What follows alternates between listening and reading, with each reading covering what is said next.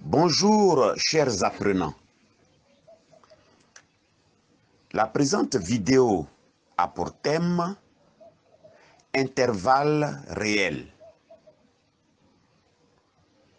Elle est subdivisée en deux grandes parties, dont la première est le cours sur les intervalles des R, l'ensemble des réels. Et la deuxième partie est consacrée à 3 exercices d'approfondissement. Venons-en à la première partie. Cette partie relative au cours comprend 6 points, dont le premier est la définition d'un intervalle réel. On appelle l'intervalle des R, l'ensemble des réels, un ensemble de nombres réels compris entre deux réels petit a et petit b qu'on appelle les bornes de l'intervalle. Donc, pour définir un intervalle, il faut se placer sur la droite des nombres réels. Exemple, l'ensemble J des nombres réels compris entre les nombres 2 et 5 désigne l'intervalle noté J, c'est-à-dire l'intervalle fermé en 2 et ouvert en 5. Cet intervalle est représenté sur la droite réelle par ces bornes. Il faut donc, pour y arriver,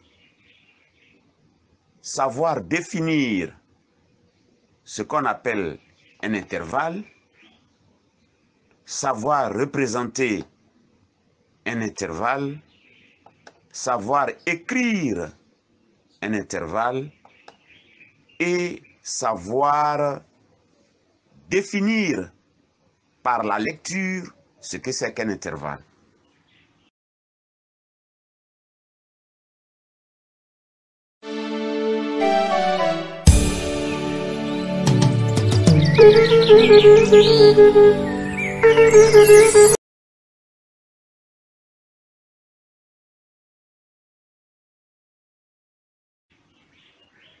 Donc, après la définition d'un intervalle,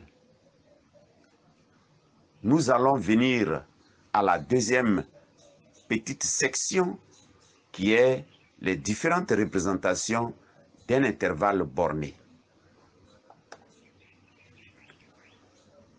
Nous avons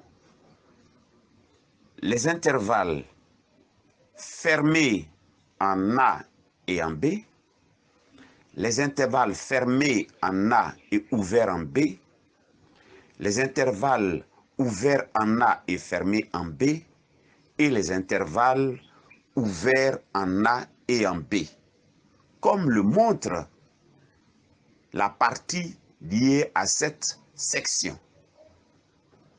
On remarquera que l'intervalle fermé en A et en B a pour encadrement l'ensemble des nombres réels x compris entre A et B. Et on appelle amplitude de l'intervalle le nombre positif B moins A. On appelle le centre de l'intervalle le nombre B plus A divisé par 2. Et on appelle le rayon de l'intervalle le nombre B moins A divisé par 2.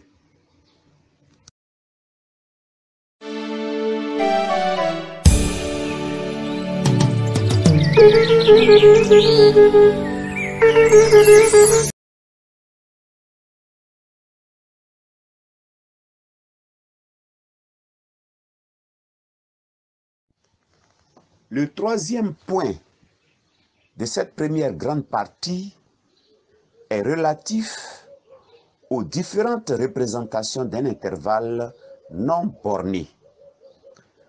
À ce sujet, il faut savoir qu'un intervalle est borné lorsque il est défini par un nombre réel à gauche et un nombre réel à droite qui sont les bornes de l'intervalle. Pour un intervalle non borné, c'est-à-dire qu'il est défini par un nombre réel à gauche et par ce qu'on appelle l'infini, c'est-à-dire un symbole pour indiquer la direction à droite qui est plus l'infini, qui n'est pas un nombre, mais un symbole pour indiquer la direction. Et ici, on a la direction moins l'infini, c'est-à-dire à gauche, et à droite, on a la borne.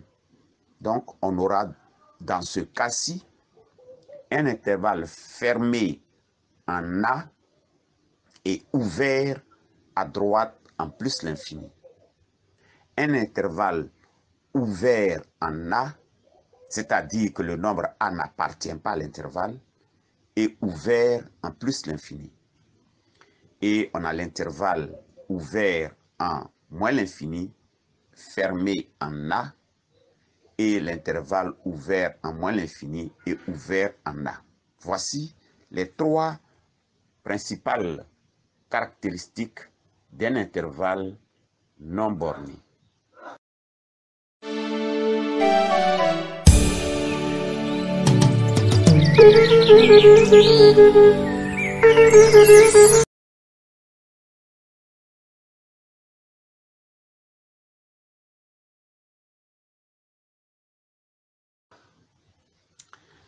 La quatrième petite section de cette grande partie, première partie, est consacrée aux différentes représentations d'un intervalle particulier. Ainsi, l'intervalle fermé en A et fermé en A, c'est-à-dire ça commence en A et ça se termine en A, est noté le singleton A. Donc c'est le seul point, le seul nombre réel qui caractérise cet intervalle. L'intervalle ouvert en A et ouvert en A est noté l'ensemble vide. Et sa notation est indiquée. L'intervalle ouvert en moins l'infini et ouvert en plus l'infini désigne l'ensemble des nombres réels. Et l'ensemble des nombres positifs est constitué par l'intervalle fermé en 0 et ouvert en plus l'infini. L'ensemble des nombres négatifs est constitué des nombres compris partant de moins l'infini jusqu'à 0. Et l'ensemble des nombres strictement négatifs est constitué des nombres partant de moins l'infini jusqu'à 0 exclus. Voici donc les différentes représentations des intervalles particuliers et ce qu'on appelle un intervalle non borné.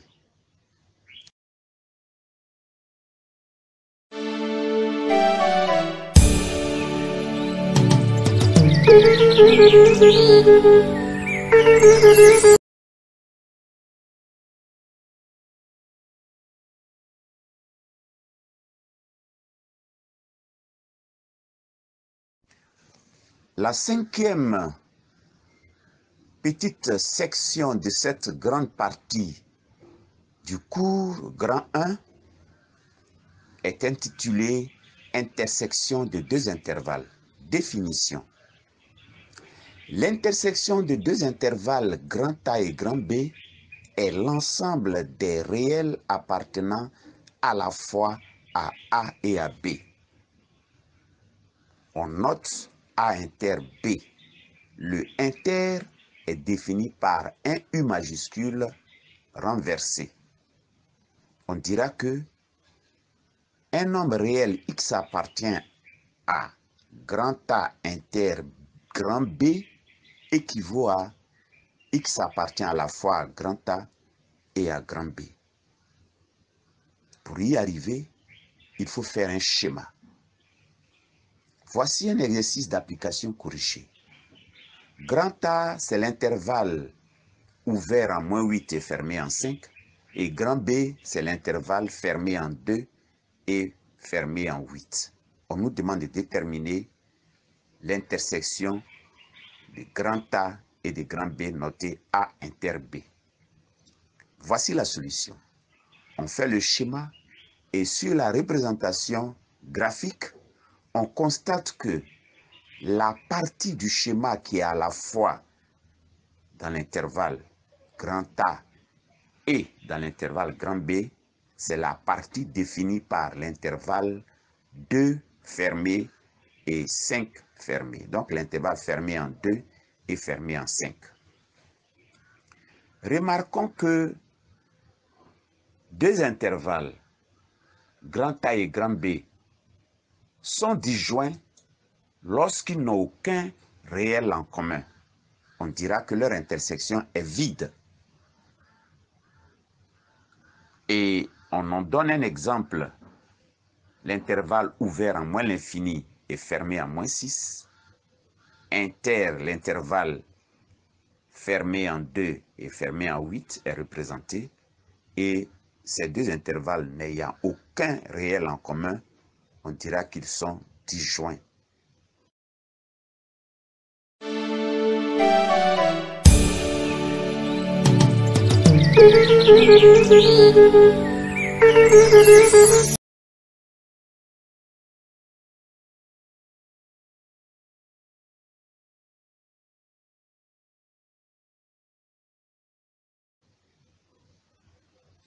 La dernière petite section 6 est intitulée Réunion de deux intervalles. Définition. La réunion de deux intervalles grand A et grand B est l'ensemble des réels appartenant à A ou à B. On note A union B et le union est représenté par un U majuscule. Donc, X, qui est un nombre réel, appartient à A union B, signifie que X appartient à A ou X appartient à B. Pour illustrer cela, donnons un exemple. L'intervalle ouvert en -8, fermé en 5, union l'intervalle fermé en 2 et fermé en 8. En faisant la représentation graphique, on constate que l'ensemble des nombres réels qui appartiennent à A ou à B, c'est l'intervalle ouvert en -8 et fermé en 8.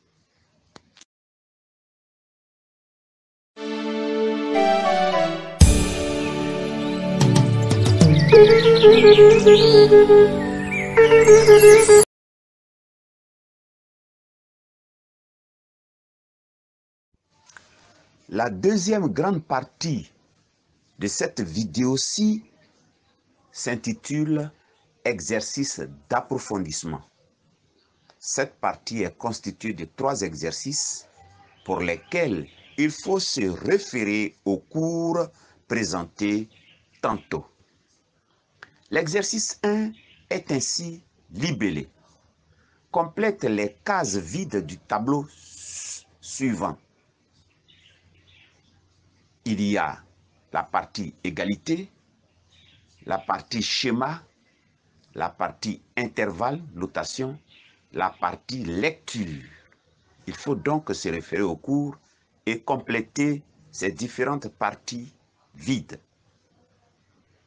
L'exercice 2 est ce qu'on appelle exercice par vrai ou faux aux affirmations qui sont présentées. Est-ce que le nombre pi appartient à l'intervalle ouvert en 3 et ouvert à l'infini? Il faut donc, pour cela, savoir l'écriture décimale, illimitée, non périodique du nombre pi pour savoir s'il appartient à cet intervalle. Pi étant un nombre irrationnel. Il n'a pas une écriture décimale, mais il peut avoir une écriture qui est décimale, illimitée, non périodique. C'est très important à savoir. Est-ce que le nombre 2 tiers appartient à l'intervalle ouvert en 3 et ouvert en l'infini? Il faut donc pour cela écrire le nombre 2 tiers sous forme d'écriture décimale. Est-ce que le nombre 10 exposant moins 6 appartient à l'intervalle moins l'infini, ouvert en moins l'infini et fermé en 0? Et le troisième exercice, ici, fait référence à la partie du cours où on parle d'intersection de deux intervalles, des réunions de deux intervalles. La dernière partie de cet exercice fait référence à l'intersection et à la réunion. Il faut donc d'abord définir à partir du schéma la réunion de l'intervalle I union K et ensuite prendre le résultat de cette réunion et puis faire l'intersection avec l'intervalle J.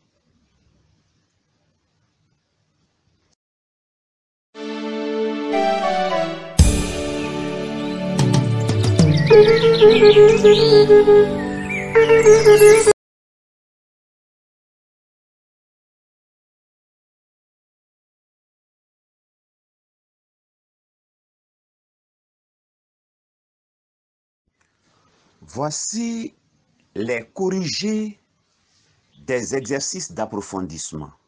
Exercice 1. Voici l'intitulé. Complétons les cases vides du tableau suivant.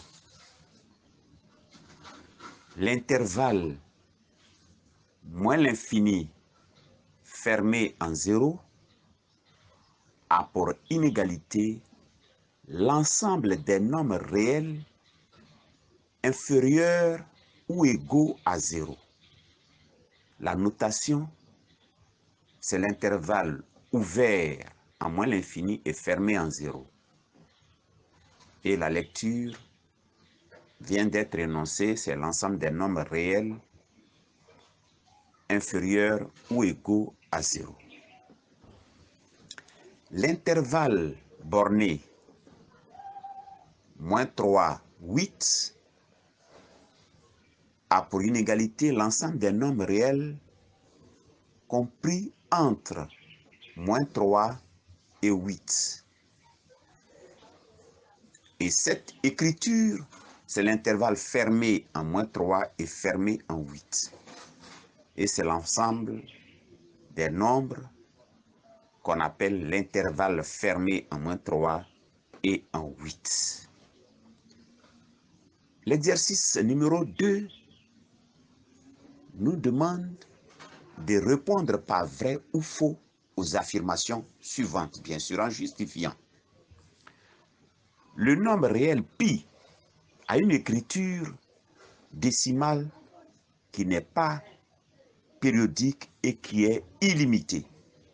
Donc, on peut prendre des chiffres après la virgule pour comparer cette partie avec la borne inférieure 3.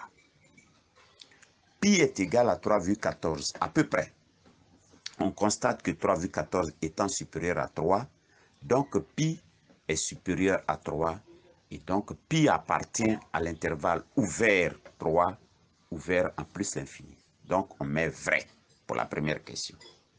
Le nombre 2 tiers s'écrit en écriture décimale 0,666. C'est périodique et c'est illimité. C'est un nombre rationnel. Donc 2 tiers est égal à 0,666 qui est inférieur strictement à 3. Donc 2 tiers n'appartient pas à l'intervalle ouvert en 3 plus infini. Et enfin, le nombre, donc effectivement pour 2 tiers, c'est faux, il n'appartient pas à l'intervalle.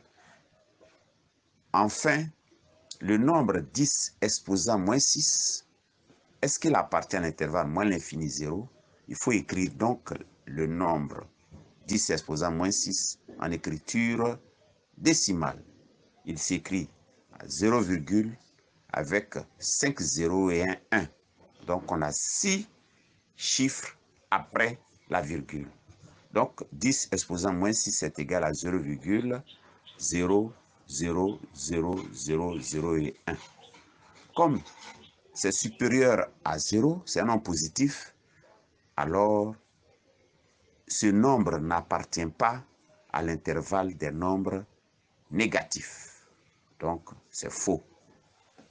Le troisième exercice, on nous donne 3 intervalles.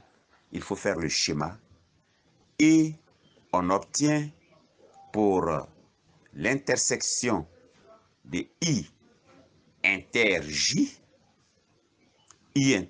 on voit sur le schéma que la partie qui est schématisée, I inter J est égale à l'intervalle fermé en 2 et fermé en 5.